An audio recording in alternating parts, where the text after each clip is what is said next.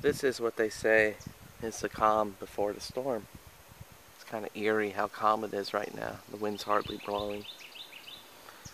Birds are singing, getting their last bits of nutrients and food, I guess, before the storm. It's kind of darker than usual. I mean, the sun should be out, sunrise.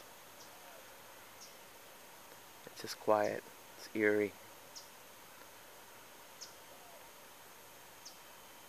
At the same time, though, it is beautiful.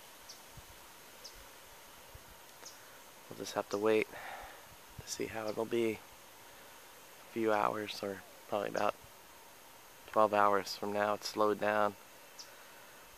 That makes it the most difficult part of it, is the waiting.